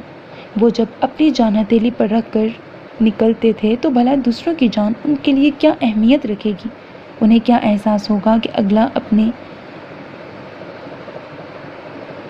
سگوں کے لیے کتنا قیمتی ہے؟ مگر وہ کیوں جذبات میں آ گیا تھا؟ وہ خود پہ کیوں قابو نہیں رکھ پایا تھا؟ وہ روز خود سے جنگ لڑتا تھا، روز خود سے جھگڑتا تھا، پھر تھک ہار کر زاریہ کی قبر پہ جا بیٹھتا تھا۔ اس نے اپنے ہاتھوں سے اسے قبر میں اتارا تھا، خود اس پر مٹی ڈالی تھی۔ اسے کیوں کر چین ملتا؟ وہ خود بھی تو کم عمر تھا، زاریہ سے صرف چند ماہ بڑا۔ 22 سال عمر ہی کیا ہوتی ہے جس میں وہ اتنا کچھ جھیل آیا تھا۔ وہ اندر سے بے حد ڈرا ہوا، بہت سہما ہوا تھا۔ اسے لگتا تھا کہ سب اس کی غلطی ہے، اس کا قصور ہے۔ اسے لگنے والی گولی زاریہ کو لگ گئی تھی۔ وہ خود کو زاریہ کی موت کا ذمہ دار سمجھتا تھا۔ اب پتہ نہیں اس کا قصور تھا یا نہیں، مگر وہ خود کو قصوروار سمجھ رہا تھا۔ وہ اس کے ساتھ تھی، اس کی ذمہ داری تھی، اس کی حفاظت اس کا فرض تھا۔ اس کا دل و دماغ اس بات کو سمجھنے، قبول کرنے کو تیار ہی نہیں تھا کہ یہ محض ایک حادثہ تھا، کسی کے ساتھ بھی ہو سکتا تھا، اور اسے یوں ہی ہونا تھا، ایسے ہی لکھا تھا۔ اگر یہ نہیں تو کچھ اور ہوتا، کوئی اور آسیب، کوئی اور سبب، کوئی اور حادثہ ہوتا، مگر زاریہ کی عمر اتنی ہی تھی۔ اس کی موت لکھی تھی سو وہ ہو گئی، مگر اس کے دل کو کسی طور قرار نہ تھا۔ وہ تو جیسے دنیا تیاگ بیٹھا تھا۔ ابراہیم صاحب اور صالحہ کئی دنوں سے زارون کی روٹین دیکھ رہے تھے اور از حد پریشان تھے۔ جانے والی جا چکی تھی، مگر انہیں اب زارون کی دیوانگی سے خوف آنے لگا تھا۔ اس نے یونیورسٹی جانا چھوڑ دیا تھا، حالانکہ اس کا لاسٹ سیمسٹر تھا، مگر اسے کوئی پرواہ نہیں تھی۔ دوست احباب سب چھوڑ دیے تھے، نہ کھاتا تھا نہ پیتا تھا، عجیب سا حلیہ بنا رکھا تھا۔ اس کی دائیں ابرو پہ چوٹ کا نشان ابھی بھی تھا۔ وہ سارا دن بس زاریہ کی قبر پہ بیٹھا رہتا تھا، اور صالحہ کا دل جوان بیٹے کی ایسی حالت دیکھ کر ہولتا رہتا تھا۔ ابراہیم صاحب نے اسے کئی بار سمجھانے کی کوشش کی، مگر وہ سنتے ہی ہتے سے اکھڑ جاتا تھا۔ وہ اب بھی اس حادثے کا ذمہ دار خود کو ہی سمجھتا تھا۔ انہیں ڈر تھا کہ اگر یہ سب یوں ہی چلتا رہا تو وہ کہیں خودکشی یا خود کو کوئی نقصان نہ پہنچا لے۔ جوان بھانجی کو کھونے کے بعد اب ان میں جوان بیٹے کو کھونے کی ہمت نہیں تھی، سو انہوں نے بیگم کے مشورے سے ایک فیصلہ لیا تھا، زارون کو یہاں سے دور بھیجنے کا فیصلہ، اور سنجیدگی سے، بہت خاموشی کے ساتھ اس پہ عمل درآمد بھی شروع کر دیا تھا، مگر اس طرح سے کہ زارون کو اس سارے معاملے کی کوئی خبر نہ تھی، اور ویسے بھی اسے کئی دنوں سے اپنے ارد گرد کی کوئی خبر ہی نہیں تھی۔ وہ صبح گھر سے نکلتا تھا اور رات گئے گھر آتا تھا، اور پورا دن وہ کہاں گزارتا تھا وہ اچھی طرح جانتے تھے، اور وہ اسے خود کو اس طرح تباہ کرتے نہیں دیکھ سکتے تھے۔ زارون یہاں بیٹھو، مجھے تم سے کچھ بات کرنی ہے۔ اس رات وہ گھر آیا تو بابا لاؤنج میں ہی اس کا انتظار کر رہے تھے۔ وہ اپنے کمرے میں جانے لگا تو انہوں نے اسے آواز دے کر روک لیا۔ جی بابا۔ وہ مدھم چال چلتا ان کے سامنے جا بیٹھا تھا۔ اس کے کپڑوں پہ جا بجا مٹی لگی تھی، بڑی ہوئی شیب، بگڑے بال، سرخ آنکھیں، اور ان کے گرد بڑے ہلکے کمزور جسم۔ وہ کہیں سے بھی پرانے والا زارون نہیں لگ رہا تھا۔ احساس سے جرم اسے اندر ہی اندر کھا رہا تھا۔ بابا کا اسے اس حال میں دیکھ کر دل کٹ سا گیا۔ انہوں نے خاموشی سے ایک لفافہ اس کے سامنے ٹیبل پہ رکھ دیا تھا۔ یہ کیا ہے بابا؟ اس نے بنا ہاتھ لگائے حیرانگی سے سوال پوچھا۔ تم پرسوں رات کی فلائٹ سے میرے دوست جلال کے پاس کینیڈا جا رہے ہو، اور تم انکار نہیں کرو گے۔ اس میں تمہارا ویزا، پاسپورٹ، ٹکٹ سب ہے۔ تمہارا لاسٹ سیمسٹر میں نے یہاں سے ٹرانسفر کر دیا ہے، اور وہاں جلال نے اپنی یونی میں تمہارا ایڈمیشن کروا دیا ہے، جہاں وہ خود پروفیسر ہیں۔ میں یہاں سے کہیں نہیں جاؤں گا بابا۔ آپ میرے پوچھے بغیر میرے ساتھ ایسا کیسے کر سکتے ہیں؟ میں یہی رہوں گا، کہیں نہیں جاؤں گا، اور آپ نے میرے ساتھ زبردستی کی تو میں یہ گھر چھوڑ کے چلا جاؤں گا، یا خود کو کچھ کر لوں گا۔ وہ بے انتہا غصے اور جذبات سے کہتا اٹھ کھڑا ہوا تھا۔ وہ آج کل یوں ہی ہر بات پہ اپنا ٹیمپر لوز کر دیا کرتا تھا، اور ابراہیم صاحب کو اچھی طرح اندازہ تھا کہ اگر وہ اسے یہاں سے دور نہیں بھیجیں گے تو اس کا اگلا قدم یہ ہو سکتا ہے، کیونکہ وہ دن بدن دیوانگی کی طرف بڑھ رہا تھا۔ زارون میری جان، یہاں بیٹھو اور میری بات سنو، انہوں نے بجائے غصے میں آنے کے نرم لب و لہجے میں کہا، اور بازو سے پکڑ کر اسے اپنے قریب بٹھا کر اس کے کندھے کے گرد اپنا بازو پھیلا لیا تھا۔ اس وقت غصہ اور جذبات معاملے کو بگاڑ سکتے تھے۔ دیکھو بیٹا، جو ہوا وہ محض ایک حادثہ تھا، اسے یوں ہی ہونا تھا۔ تم خود کو قصوروار نہ سمجھو۔ تمہاری جگہ اگر کوئی بھی ہوتا نا تو وہ وہی کرتا جو تم نے کیا، مگر میرے بچے، اب تمہارا یہ حال، یہ رویہ ہمیں دکھی کر رہا ہے، ہمارا دل چیر دیتا ہے۔ اپنی ماں کا سوچو، میرا سوچو۔ تم ہمارے بڑے بیٹے ہو، ہمارا سرمایہ۔ ہم کیسے اپنے سرمائے کو اس طرح سے لٹتا ہوا دیکھ سکتے ہیں؟ تم گھر چھوڑ دو گے، خودکشی کر لو گے تو کیا ہوگا؟ کیا زاریہ لوٹ آئے گی؟ نہیں نا۔ تو میری جان، اپنے بوڑھے باپ کے بارے میں سوچو۔ میں نے بیٹی کھو دی ہے، اب جوان بیٹے کو کھونے کا حوصلہ یہ بوڑھے کندھے نہیں اٹھا سکتے ہیں۔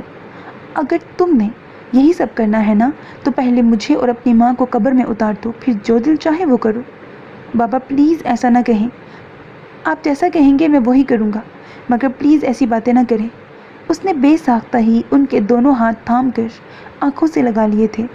وہ تو اتنے دنوں سے بس اپنے ہی غم میں لگا تھا، وہ تو یہ سمجھ رہا تھا کہ صرف اسے ہی دکھ ہے، اسے ہی تکلیف ہے، باقی سب کو تو وہ بھلائے بیٹھا تھا۔ بابا نے اس کی پیشانی چوم کر اسے خود میں سمو لیا تھا۔ زارون کے کتنے ہی آنسو اس لمحے بابا کے شفیق کندھے میں جذب ہو گئے تھے، اور کمرے کے دروازے پہ کھڑی صالحہ نے یہ منظر دیکھ کر ایک آسودگی، ایک اطمینان سا محسوس کیا تھا۔ بیٹے کو اگر زندگی کی طرف واپس لانا تھا تو اس کی عارضی دوری سہنی تھی، اور انہوں نے صرف اس کی زندگی اور اچھے مستقبل کی خاطر یہ پتھر دل پہ رکھ لیا تھا۔ جانے سے پہلے وہ آمنہ پھپھو کے قدموں میں آ بیٹھا تھا۔ پھپھو، مجھے معاف کر دیجیے گا، میں زاریہ کی حفاظت نہیں کر سکا۔ میں نے بہت کوشش کی مگر میں اسے بچا نہیں سکا۔ اتنے دنوں میں وہ پہلی بار ان کے پاس آیا تھا، ورنہ وہ خود کو ان سے نگاہیں ملانے کے قابل نہیں سمجھتا تھا۔ میرے بچے، تم معافی نہ مانگ، میں نے قسمت کے لکھے کو قبول کر لیا ہے۔ وہ اتنی ہی عمر لکھوا کر آئی تھی، اسے اپنے باپ کے پاس جانے کی بڑی جلدی تھی، سو چلی گئی۔ صدا کی جلد باز تھی نا، بس تو اپنا خیال رکھنا۔ انہوں نے اس کی پیشانی چوم کر اسے خود سے لگا لیا تھا۔ سسکتی ہوئی آمنہ پھپھو کے سینے سے لگے زارون نے بمشکل فیصلہ کیا تھا۔ پھپھو، موت اگر اتنی سہل اور آسان ہے تو دعا کریں کہ مجھے بھی آ جائے۔ مجھے اس کے بغیر کچھ اچھا نہیں لگتا ہے، میں اسے دور بھی نہیں جانا چاہتا ہوں، لیکن اگر یہاں رہا تو شاید پاگل ہو جاؤں گا۔ جس رات اس کی کینیڈا کی فلائٹ تھی، وہ کتنے ہی دیر زاریہ کے سرہانے بیٹھا رہا تھا۔ اس کا اگر بس چلتا تو وہ یوں ہی ساری زندگی گزار دیتا، وہ گزار بھی سکتا تھا، مگر اس سے جڑے کچھ لوگ تھے، کچھ رشتے تھے جو اس پہ حق رکھتے تھے، اور ان کی خاطر اسے جینا تھا، آگے بڑھنا تھا۔ گو کہ بہت مشکل تھا، مگر دل پہ جبر کرنا تھا۔ فی امان اللہ۔ اس نے دھندلائی آنکھوں سے مٹی پہ ہاتھ پھیرا تھا اور بوجھل دل سے وہاں سے اٹھ آیا تھا۔ اس رات زارون حیدر کینیڈا فلائٹ کر گیا تھا۔ پروفیسر جلال ابراہیم حیدر کے پرانے دوستوں میں سے تھے۔ عرصہ ہوا فیملی کے ساتھ کینیڈا شفٹ کر گئے تھے اور وہیں یونیورسٹی میں پروفیسر تھے۔ ان کی رہائش یونیورسٹی کی کالونی میں ہی تھی، جہاں وہ اپنی بیگم اور بچوں کے ساتھ رہائش پذیر تھے۔ ان کے 3 بچے تھے۔ بڑی بیٹی کی شادی ہو چکی تھی، وہ پاکستان میں رہتی تھی، جو چھوٹی بیٹی یونیورسٹی میں پڑھ رہی تھی، اور سب سے چھوٹا بیٹا ابھی ہائی اسکول میں تھا۔ زارون کی حالت نے ابراہیم حیدر کو بہت پریشان کر دیا تھا۔ بہت سوچ بچار کے بعد انہیں ایک یہی حل سمجھ آیا تھا کہ اسے یہاں سے دور بھیج دیا جائے۔ ہو سکتا ہے کہ وہ سنبھل جائے، لیکن یہاں آ کر بھی اس کا یہی حال تھا۔ وہ فی الحال پروفیسر جلال کے گھر میں ہی رہ رہا تھا۔ اس کی حالت کے پیش نظر جلال انکل نے اسے ابھی ہاسٹل نہیں بھیجا تھا۔ وہ عجیب غائب دماغ سا رہتا تھا، خاموش، الجھا سا، کسی کام، کسی بات پہ توجہ نہیں دیتا تھا، یا شاید دینا ہی نہیں چاہتا تھا۔ یوں لگتا تھا جیسے اسے یہاں زبردستی بھیجا گیا ہو۔ یونیورسٹی میں بھی اس کی پرفارمنس ایوریج سے بھی کم تھی۔ وہ اس کے لیے کافی پریشان تھے، کیونکہ وہ ان کی ذمہ داری پہ یہاں آیا تھا۔ یہاں اس کے جواب دہ وہ تھے۔ ابھی تک انہوں نے کسی بھی بات کا ذکر ابراہیم حیدر سے نہیں کیا تھا۔ انہیں یہی لگا تھا کہ وہ آہستہ آہستہ سنبھل جائے گا، مگر زارون کا رویہ کچھ اور ہی ظاہر کر رہا تھا۔ اسے پڑھائی میں، حتیٰ کہ کسی کام میں کوئی دلچسپی نہیں رہی تھی۔ اس صبح وہ واک کے لیے نکلے تو زارون کو بھی ساتھ لے آئے تھے۔ واک کے بعد وہ دونوں خاموشی سے سڑک کنارے لگے بینچ پہ آ بیٹھے تھے۔ زارون قریب ہی بنی چھوٹی سی کافی شاپ سے جا کر بھاپ اڑاتے کافی کے 2 مگ لے آیا تھا۔ یہاں آج کل شدید سردی تھی اور وہ زارون کے لیے ناقابل برداشت تھی۔ Thank you beta, Jalal uncle کے اس کے ہاتھ سے کپ تھامتے ہوئے انہوں نے کہا۔ وہ بھی اپنا کپ لے کر ان کے قریب ہی بیٹھ گیا تھا۔ اس کی کھڑی ناک سردی کے باعث سرخ ہو رہی تھی۔ تمہاری پڑھائی کیسی جا رہی ہے زارون؟ جلال انکل نے کافی کا سپ لیا تھا۔ ٹھیک جا رہی ہے انکل، اس کا انجینئرنگ کا لاسٹ ایئر تھا، لیکن تمہارے پروفیسرز تو کچھ اور ہی کہہ رہے تھے، اور تمہارے ٹیسٹ ریزلٹس بھی میں نے دیکھے تھے۔ انہوں نے نگاہیں اس کے چہرے پہ جما دی تھیں۔ وہ بنا کچھ بولے کافی پیتا رہا۔ پھر جلال انکل نے ہاتھ میں تھامے کافی کے کپ سے کافی سامنے فرش پہ بہا دی۔ کیا تم اس کافی کو واپس کپ میں ڈال سکتے ہو زارون؟ انہوں نے حیرانگی سے اپنی طرف دیکھتے زارون سے پوچھا تھا۔ اس نے نہ سمجھتے ہوئے نفی میں سر ہلایا تھا۔ تو کیا تم گیا وقت پلٹ سکتے ہو؟ اسے واپس لا سکتے ہو؟ نہیں۔ زارون نے بے ساختہ ہی نفی میں سر ہلاتے ہوئے انہیں حیرانگی سے دیکھا تھا۔ بھلا یہ کیسا سوال تھا؟ تو اس کے پیچھے کیوں بھاگ رہے ہو؟ جو کھو گیا ہے، جو آگے تمہارا منتظر ہے، اس کی طرف کیوں نہیں دیکھتے ہو؟ انہوں نے کافی کا خالی ڈسپوزیبل کپ قریب رکھے ڈسٹ بن میں اچھال دیا تھا اور نگاہیں سامنے جما دی تھیں، جہاں سرد سا سورج نیلے آسمان پہ ٹکا سردی کی شدت کو کم کرنے کی کوشش کر رہا تھا۔ زارون سمجھ گیا تھا کہ وہ کس بارے میں بات کر رہی ہیں۔ ایسا نہیں ہے انکل، میں اب ٹھیک ہوں۔ اس نے ہاتھ میں تھامے ڈسپوزیبل کپ کے کنارے پہ انگلی پھیرتے ہوئے ان سے زیادہ اس وقت خود کو یقین دلایا تھا۔ دیکھو زارون، میں جانتا ہوں بیٹا، اور تمہاری تکلیف کو سمجھ بھی سکتا ہوں، مگر بیٹا گزرا وقت بھی بالکل اس کافی کی طرح ہوتا ہے جسے ہم چاہ کر بھی واپس سمیٹ نہیں سکتے ہیں۔ سو آگے بڑھ جانا بہتر ہے۔ تم یہاں میری ذمہ داری ہو۔ یہاں پہ تمہارے ہر اچھے برے فعل کا جواب دہ میں ہوں، اور میں نہیں چاہتا کہ تم خود کو یوں ازراں کرو۔ مجھے معلوم ہے تم اپنی لائف میں اسٹڈی میں کتنے برائٹ رہے ہو۔ اس طرح خود کو تباہ مت کرو۔ تم میرے بچوں کی طرح ہو، اسی لیے میں تمہیں کامیاب اور آگے بڑھتا ہوا دیکھنا چاہتا ہوں مائی سن۔ جلال انکل نے اس کے کندھے پہ ہاتھ رکھ کر اسے سمجھایا تھا۔ میں سب سمجھتا ہوں انکل، سب جانتا ہوں۔ میں بھی آگے بڑھنا چاہتا ہوں، مگر میں کیا کروں؟ میری نگاہ سے وہ مناظر ہٹتے ہی نہیں ہیں۔ مجھے لگتا ہے وہ سب میری غلطی سے ہوا۔ اگر اس رات میں اپنا ٹیمپر لوز نہیں کرتا تو وہ سب نہیں ہوا ہوتا۔ میں جب کتابیں کھولتا ہوں تو مجھے ایک لفظ بھی سمجھ نہیں آتا۔ کلاس کا بلیک بورڈ جیسے پردے اسکرین میں تبدیل ہو جاتا ہے۔ میں کیا کروں انکل، میں بے بس ہوں۔ وہ اس لمحے بے بسی کی انتہا پہ تھا، بے حد الجھا، بہت بکھرا سا، بہت مشکل میں۔ دیکھو زارون، سب سے پہلے تو اس احساس جرم کو اپنے دل و دماغ کے ہر حصے سے مٹا دو کہ وہ جو کچھ بھی ہوا وہ تمہاری غلطی تھی۔ اس احساس کے ساتھ تم زندہ نہیں رہ سکتے۔ آگے بڑھنا تو بہت دور کی بات ہے، وہ سب ایک حادثہ تھا اور اسے اسی طرح ہونا تھا۔ دوسری بات، یوں ہوا، کیسے ہوا، یہ نہ ہوتا، وہ ہوتا، یہ سب ہماری سوچنے والی باتیں نہیں ہیں۔ یہ سب اللہ کے کام ہیں، اور وہ جب چاہتا ہے اور جسے چاہتا ہے ہو جاتا ہے، اچھا یا برا سب۔ اور تیسری بات، تمہیں تکلیف ہوگی، مگر جو مر گئے ہیں ان سے زیادہ ان کی فکر کرو جو زندہ ہیں اور تمہارے لیے پریشان ہیں۔ سمجھ رہے ہو نا میں کیا کہہ رہا ہوں؟ ان کے جھک کر شفقت سے پوچھتے پہ زارون نے اسبات میں سر ہلایا تھا، اور پھر جلال انکل کی رہنمائی میں اس نے دھیرے دھیرے خود کو سنبھال لیا تھا۔ اس کا BA مکمل ہوا تو اس نے ماسٹرز میں ایڈمیشن لے لیا تھا اور ساتھ ہی جاب بھی کرنے لگا تھا۔ اس نے خود کو مصروف کر لیا تھا، مگر پھر بھی دل کے ایک کونے میں آج بھی کہیں وہ احساس جرم سر اٹھاتا ضرور تھا۔ ایک ٹیس سی دل میں اٹھتی تھی اور اسے بے چین کر دیتی تھی، اور وہ کتنے ہی دن پھر سے اسی کیفیت میں چلا جاتا تھا۔ ایسے ہی بھیگے دنوں میں اسے آمنہ پپو کی ڈیتھ کی خبر ملی، اور یہ زاریہ کے انتقال کے محض 1 سال بعد کی بات تھی، مگر وہ نہیں جا پایا تھا کیونکہ ان دنوں اس کے ماسٹرز کے ایگزامز ہو رہے تھے۔ وہ اس گزرے تمام عرصے میں بہت کم پاکستان آیا تھا، شاید 1 بار، اور وہ بھی چند دنوں کے لیے۔ وہ جب بھی پاکستان جاتا تھا خود کو زاریہ کے پاس جانے سے نہیں روک پاتا تھا۔ یوں 8 سال کیسے گزر گئے اسے پتہ ہی نہیں لگا۔ ایک دن اسے بابا کی بیماری کی خبر ملی، انہیں ہارٹ اٹیک ہوا تھا۔ وہ فوراً ہی پہلی دستیاب فلائٹ سے پاکستان آیا تھا۔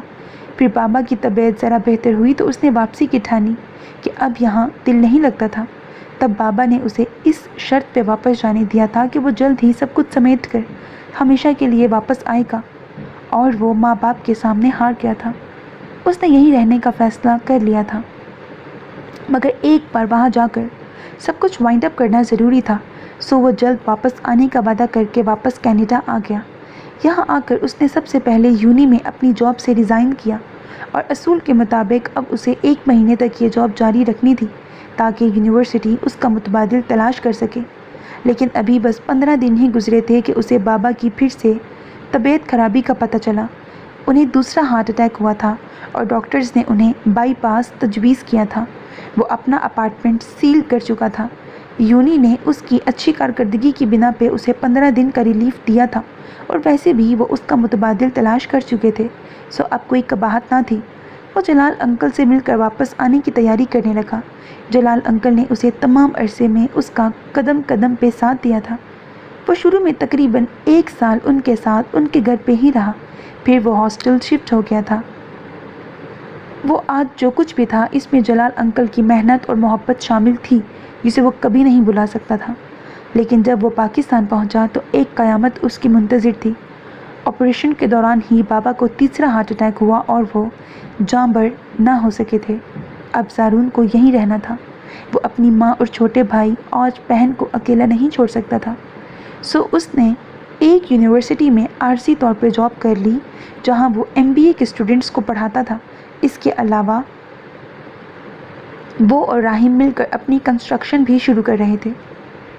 So میرے عزیز listeners, that was the end of episode 2 of the novel اے عشق قضا نہ کرنا by Shafaq Iftikhar. Hope that you like it. اپنا بہت خیال رکھیے گا، نہیں تمناؤں کے ساتھ۔ اللہ حافظ.